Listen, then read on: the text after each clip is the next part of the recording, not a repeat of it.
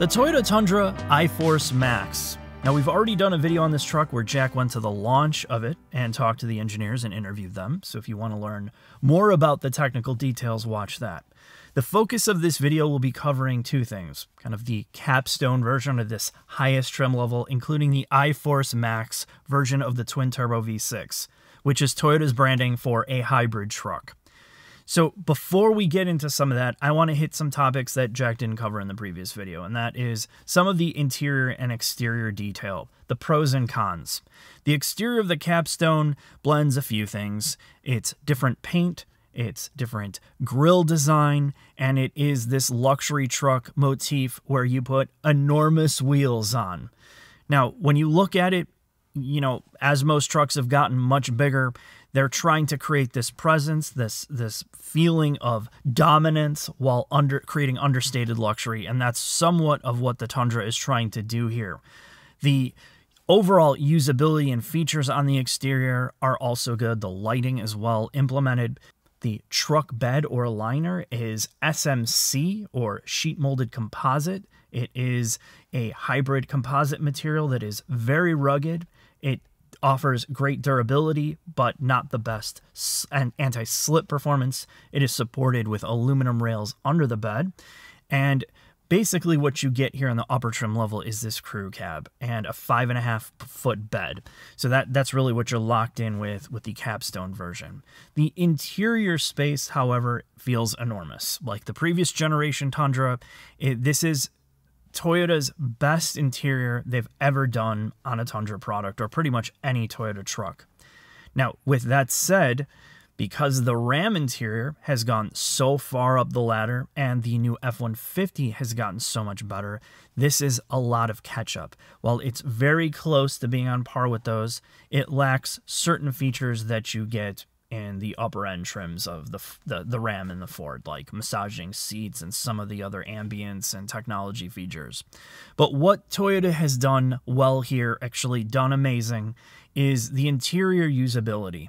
This is something that I was very worried about them going forward with, trying to kind of reinvent the wheel, focusing on gimmicks, and that's not something they've done.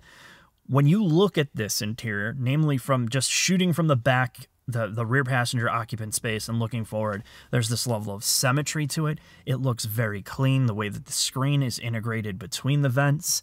All the physical controls are essentially the best thing you're going to find in most modern vehicles, where almost everything is muscle memory here. From a huge volume knob that you never have to look at, all your HVAC controls are physical, and they're large enough to just feel them out without having to pack around. It's great for multiple hand sizes. Your shifter is traditional, and all the center console controls are all physical as well. From your drive mode selector to your 2 hot, 2 low, 4 high, and 4 low selector, and then all of your miscellaneous switches for traction control and your ride height control in the back. The left knee controls are also all physical. You can pretty much do everything on this truck without having to interact with the infotainment, which is amazing. That's really what you want here. The steering wheel controls follow the same function. Now, all of the usability in terms of storage space is pretty well thought out. I mean, you could make some arguments about how they could have done things here or there in terms of storage, and the doors aren't the hugest. But really, the center console area offers you multiple things in terms of flexibility, in terms of cubbies, lift-ups. Your phone storage is a great place. Your wireless charger's in a good angle where the phone's not sliding around, and cup holders are well thought out. Now, in terms of materials, as you go up the trim level, obviously, in a truck, I'm sure you want white leather. While it looks great, I don't know how well this is going to hold up to staining. They also have added wood veneers throughout this on the doors, the dash, the center console, and the armrest. And while the wood veneers look very authentic and high quality in certain places, you can see where some of that runs thin, namely on the armrest, where you can see where the wood veneer trailing edge leads into just plastic. So there's this faux luxury element to some of this, but then they add it back with adding acoustic laminated glass. This is a quiet interior space. The JBL audio system has outperformed the Lexus LX600 that we just tested, their upper level Mark Levinson, and a lot of it is speaker placement. You have tweeters on the A-pillars versus buried into the glass, so you lose some of the reverberation. When you turn off surround mode, In the infotainment screen, that's where things come alive. It's very clean, it's very natural sounding, it's lacking some clarity in the mid-range, but you can tweak some of that in the EQ at least to bring some of it back, and the bass is not completely overwhelming here like many of its competitors. So overall, you're waiting for the shoe to drop. What's wrong with this space? In my approximation, again, when you look at it on camera, you can't complain about much. And you can't complain about much until you take a look at this infotainment screen and you actually use it every day. The updated infotainment or multimedia is now a hybrid cloud-based system that has the potential of over-the-air updates and functional changes throughout the life of the car, either by adding features, removing them, reorganizing things based on people's usage habits. That's what they can do with this. They can really see what we're doing in it and fix things as they go. The speed is great. The glass quality of the screen is good. The viewing angle off axis is great. So what's the issue? Well, the screen is just too big.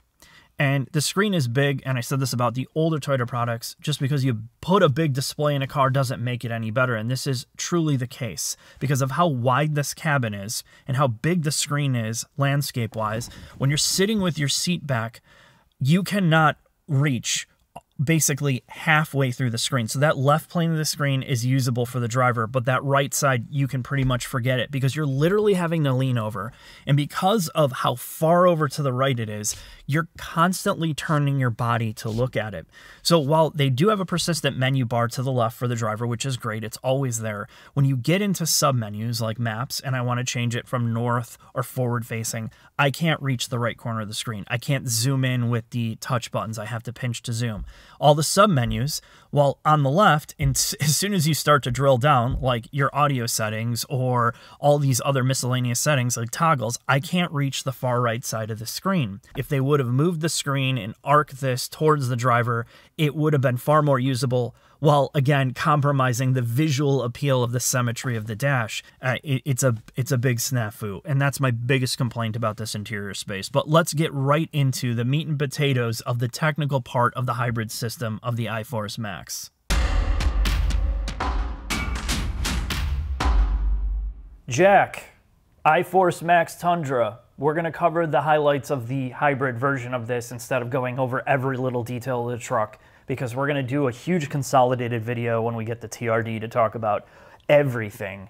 But let's focus on the highlights first. The architecture. TNGA-F, which is their new truck platform. It was first designed for the Land Cruiser, and it is a Japanese platform. However, they did send 11 American engineers from the Tundra team to Japan to make sure that their concerns were heard when they were designing this platform, to make sure it would fit the Tundra and address the American customers' needs. So Land Cruiser first, yes, and then everything else was secondary, how they can modify TNGA-F to make a truck in the American products or North American products. The architecture, the platform itself is about 400 pounds and change lighter than the prior generation vehicle, and it's about 20% more rigid, so a lot of that NVH is being absorbed by the platform versus you as a passenger. The rear suspension architecture is also modified. It's now a 5-link. The shocks removed outward, and they tried to make this feel more like an SUV when you're driving it versus a traditional truck, but they wanted to maintain some of that off-road capability, Mark. Well, and the thing is they wanted it to, this was the perfect platform to do an adventure overland expedition to your local Lululemon. And that was what they wanted the Tundra owners to experience. Now, in terms of the capstone, the upper level trims, you do get load leveling or ride height leveling with air springs in the back of this. There's no air springs in the front. And again, it's about refinement. They're trying to take trucks and turn them more into luxury products. So you're getting rid of the truckishness, the leaf springs, coil spring suspension in the back, like you said, 5-link, multi-link, and then aluminum knuckles, SMC bed with aluminum rail supports under the bed, so they're shaving the weight off in all these like strategic places. Tundra owners are unique in the truck segment in that Tundra or Toyotas aren't sold to fleets. People who buy Tundras are typically families, and they're using this as a family vehicle versus like the F-150, Ram, and the other American trucks. Those were designed to both be sold to people, but largely to a lot of companies to use as service vehicles. Makes sense. So let's talk about the big thing with the iForce Max, since that's why you're here. It's a hybrid Toyota truck. Now, it's not hybrid in the sense of Prius and RAV4. It's a completely different system, and it is very reminiscent to the old Honda IMA system where they sandwich an electric motor between the transmission and the engine. So there's a separate bell housing, a case, which you can see is split off here. And that case has a motor generator unit that also serves as a start-stop function. It can spin up the gasoline engine to start it and stop. And they do have a redundant backup starter, physical starter in the engine to start this car or truck when it is sub-zero out, because you have battery pack considerations. If it's out in freezing temperatures, you don't want to have that voltage spike from the pack to that electric motor to spin up the engine. So that redundant starter is there for extreme weather. And then you have a nickel metal hydride pack, which is under the passenger occupant area in the back. And the nickel metal hydride pack is there because it's resilient and it is tried and true. They've been using nickel metal hydride packs since the 90s, and they're way more affordable to replace now than the lithium ion, and there's durability things that go into play with those as well. So it's a small pack, it's 1.8 kilowatt hours. It's really there to assist, much like the old Honda system, to assist the gasoline motor, that instantaneous torque from the start. Once that torque gets the truck off the line, and even for towing, then it hands over that power delivery to the turbos. So it's trying to be this seamless transition. It can also act in EV only, and that's the big thing. The clutch that's in there can disconnect from the gasoline engine, and you can take this in EV only mode up to 18 miles an hour. Stop-start traffic primarily, Correct. or if you're creeping around town. The drivetrain, though, this is a 10-speed automatic gearbox, which is sourced from Lexus. However, the internals have been changed for a truck platform along with the ratios. Everything has been beefed up. Yes. The ratios between the hybrid and the standard regular 3.5-liter twin-turbo are identical.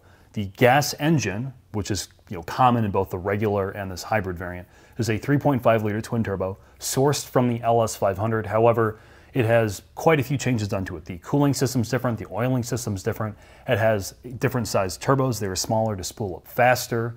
There's one throttle body versus two, and there was a priority on making sure that this drivetrain was supposed to be more reliable and have a longer service life than the LS500 by about 50%. Which is pretty nutty, but I think some of that just has to be with the cooling. Yes. There's more, the cooling is a big feature. There's more room in here to cool.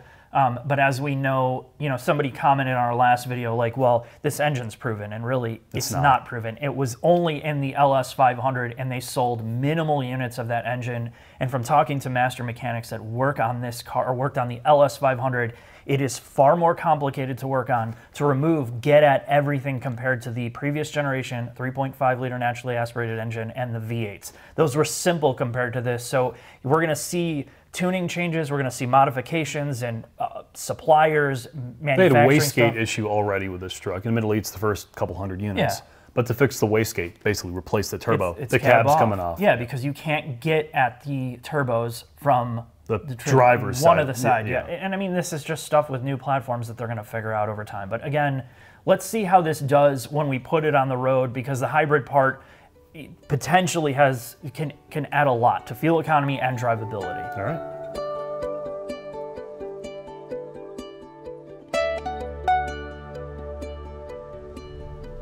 Jack, iForce Max, maximum torques. Oh yeah. Oh. It's like, nah. You have traction control on? Yeah. That's why. I mean, it just totally turned off the car. This thing is fucking fast. There's no way around it. Compared to the last V8, and even compared to the regular Tundra, this thing moves, and it moves at any speed too. Yeah, so I was at the launch program, and I had the opportunity to drive basically every trim level of Tundra, including the new TRD Pro. And my favorite drivetrain is this hybrid one. You already have the added complexity of the twin turbo, so I say go balls out and get this one. I think the benefit really is the torque smoothness, and that the kind of the EV mode and slower creeping traffic. There is an element of refinement that you get out of it, and of course you're improving fuel economy, which I don't know if I talked about in the shop, but on average it's 17 to 18 miles per gallon, which is really, and that's really with good. Us driving. Yeah, but that's with us driving, and this thing is way faster than the V8. When I drove this thing, I got low 20s on the highway, which again, for a big truck, and the Tundra kind of fills that in between like a half ton and a 3/4 ton in many ways. It's very, very impressive. Yeah, I think the more I've driven this, the more that I like it, and there's less weirdness with drivetrain on this than I expected. And we just got out of the LX600, and we both noted some weird stuff going on with the transmission. or differential or even engine tuning, whereas you don't notice it that much with this, with the exception of this is the first time where I needed to cut out in an intersection with this, and literally the drivetrain was like off. Like you put your foot to the floor, I don't know if the engine was in an off state, but it like would not turn it back on and get you to go, and you putted out in an intersection. So, you know, just something to be aware of. Again, it's only happened once, and the only other problem I had was an SRS malfunction. It was an SRS malfunction, but as soon as I restarted the car, it went away. And this is a pre-production truck, so, you know, there might be a few things going on here that are not going to happen in the production version. So let's talk about the capstone part of this, Mark, because that's, you know, that's why a lot of people are clicking on this. Is this is the capstone, the most expensive, luxurious, refined version of the Tundra. What do you think of it? It's at what, 74,000, I think is tested, or something along those lines. Like that. Yeah, and I mean it's nice. I you know, I talked about it in the interior, all the little details. I think it's more for you. Do you really notice a difference with this with all the other Tundras you drove? Absolutely not. I'm going to be honest. I mean, the drivetrain it's optional. I think the TRD Pro, the one I drove, was every bit as nice inside as here. Obviously, the suspension tuning's different, but I think the thing that hurts this is not that it is inherently a bad or great truck, but the truck market is now getting so refined. Yeah. We just had the new F-150. I know how you feel about Ford products, and I'm kind of the same way with some of the reliability questions, but I mean, the new F-150 is really, really nice. Yeah, it is really nice. It rides better than this. I think it does at least. Yeah. We had the Tremor and the new Raptor. Not comparing this to the Raptor, but the Tremor, which is similarly priced to this, rode better than this. I think the interior is every bit as nice. Yeah. And you have a lot of drivetrain options, where in this you have two. Yeah, really, you're limited here. And the big argument for this truck is going to be every single person that's a Toyota fanatic is going to be like, well, they always had issues to start off with new transmissions and engines, and they sort that out and they're bulletproof, reliable. And if that happens, you're going to have great resale value, residual value, and you're going to have good reliability. Based on all the engineering stuff that we know, this should be really, really well sorted out in a few years. And this 10-speed is better than the 10-speed that's in the Ford. Yeah, it's way better.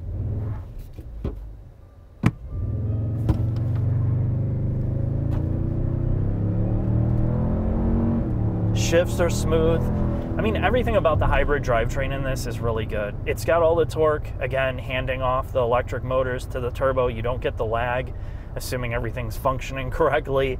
It's a smooth ride. It's a way more refined ride than the old Tundra. The front end doesn't ponder around like the old one. Yeah, it doesn't feel like as much work to keep this thing going in a straight line, especially at higher speeds. Yes, it's a giant brick, but you always felt like you were having to do work to keep this thing in line with the old Tundra. And I towed with the old Tundra, you know, a race trailer, a long distance, and that was one of the things that really drove me crazy. On the highway, it was like, it was a busy ride. And this is just, it's at least 50% better in that regard, Jack. I towed a motorhome at the launch event. Okay. And it was fine. Honestly,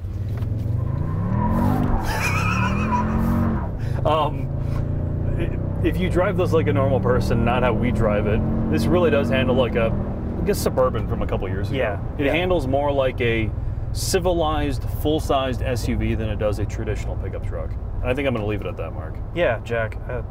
Let's just get into the final thoughts. We'll talk about the hybridization of this and some other details. All right. Final thoughts on the Tundra iForce Max hybrid system and the capstone trim level. And this represents the best of what Toyota can currently do with the Tundra as a luxury truck. And obviously you don't have to have this. This is just indicative of what their approach is. From the metallic white paint, all the chrome accents, the big grille piece, and of course, all the other fancy pants stuff like ambient lighting and wood trim and all that. You don't have to do that. And obviously most people are not going to do, because the price of this goes through the roof. But it's a good look at their best effort, and I feel like this is at the 90th percentile. It's got the best interior of a Toyota truck ever done. I mean, you can make arguments for certain things, like I talked about. Electronic implementation is kind of a downer in certain regards, but the new infotainment is really good in terms of speed. It's a huge step in the right direction. You can make and nitpick certain things like The trim piece, this gloss black trim piece on the hood, is hyper reflective and distractive while you're driving, but these are tiny little things. The drivability, this is the smoothest riding Tundra or truck Toyota's ever built. It glides over most pavement types. The adaptive suspension on the upper trim level does a good job between spreading into that comfort mode for just very soft ride to going to Sport Plus where it firms it up. With the changes in suspension and the frame design, it's just a smoother, it's an SUV ride versus a truck ride. The acoustic laminated glass in the front and the sides give it a quiet driving experience, even though this is a giant building on the road, and there's just enough space in the back seat, even with the battery pack under the seats, where it's completely usable, comfortable in the back. I mean, again, there's so little things to complain about. And in terms of the hybridization feature, this to me is a great idea because they're taking a very simple electric motor that's going to be reliable and giving you the extra power you need for towing, to smoothing out that turbo transition, to giving you some electric only crawl ability when you're in traffic to improve fuel economy. It gives you all the torque. So when I said it is fast, it feels fast for how big this thing is for an internal combustion product. The 10-speed automatic is the best thing the best transmission Toyota's ever done, and I'm sure they're going to improve tuning, but on this truck, almost no issue from transition from just electric assist to start-stop. All of that is really well sorted out. And then the choice of the battery technology, going to an air-cooled battery that's on the inside part of the car. You don't have the complexity of trying to cool that and all the things that go along with it. In terms of replacement costs, is going to be way easier. Getting to the battery pack when you need to replace it potentially in 10 to 15 years. There's a lot of thought given here, again, to trying to make this as reliable as possible. I hope that the engine works well and it stays working well and it maintains that reputation of being something that people can keep long term and the residual values are strong. But as it stands, this is a really good first attempt at the new Tundra. Thanks for watching. I'll see you next video.